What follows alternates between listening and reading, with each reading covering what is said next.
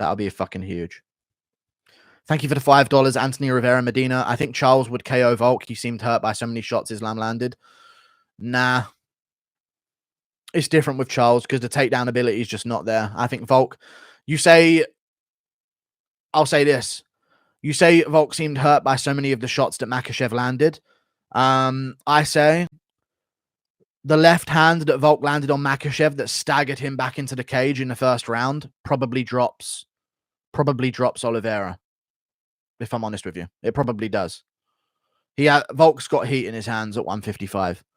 You know, it's like 155 is where his body's supposed to be, but he's just so short that it's tough.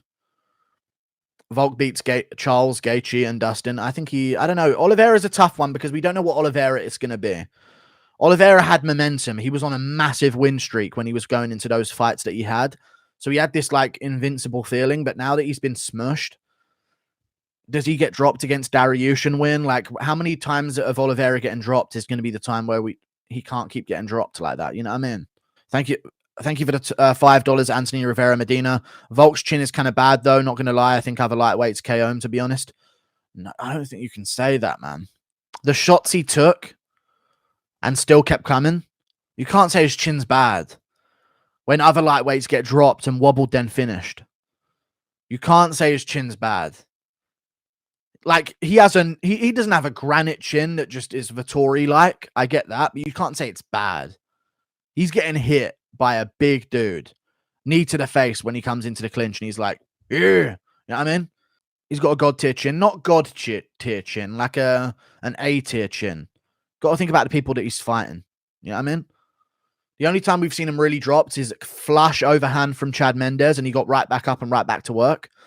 And then other time he got dropped was against Holloway, and that was a terrible night before for him, where he just literally said he got basically harassed by USADA and didn't sleep.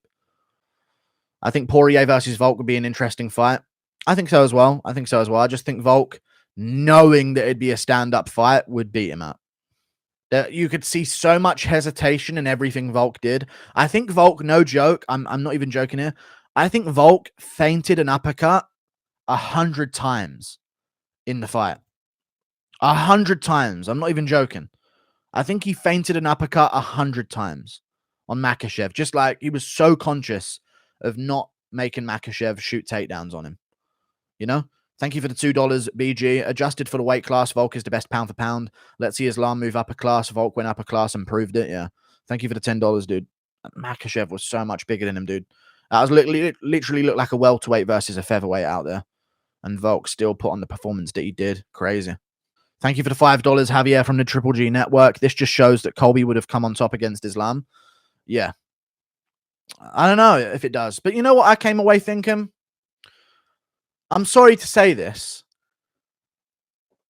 Volk made the lightweight division look bad. Volk made lightweight look bad. I'm seriously going to say that. He really did. I really thought lightweight was the best division on earth. But, like, dude, when I was watching Volk, obviously, I haven't watched the full fight back, but I watched the highlights on BT Sport. When I was watching the fight back, I was thinking, man, none of the lightweights have this ability. Like, these guys are wrestlers. Like, they've been wrestling for 2 decades. And, you know, like, it was shocking to me to see Volk just like, oh, I'll do this. I'll stand back up. I'll fucking separate the hands. I'll tuck my elbow, get the underhook. You know, it was just like this, that, just doing it step by step. And to watch the other lightweights crumble as soon as Makhachev gets a hold of him, it was like, are you guys doing the same training as Volk? He must be just on a different level. Thank you for the $5. Am I wrong, or would Olives beat Volk? Needs to power the reach, and if Olives is also able to at least sneak to the back, he might finish him. Yeah, but the shots that Volk landed on Makhachev that wobbled him and sent him backwards, they probably drop Oliveira. But yeah, you're right. He would have a good chance. Like, the lightweights are going to have that size advantage over Volk, and they're going to use it to their advantage. But I still think he gives a lot of them hell. And I would lean towards him against Oliveira because Volk really ain't taken too much damage. Also undersized, true. But let me say this again now that there's more viewers, because I said this with like 400 viewers at the start of the stream. Volk made the whole lightweight division look like garbage. Yes or no? Volk made the lightweights look trash. They ain't stuffing one. They ain't lasting a round. What they doing out there?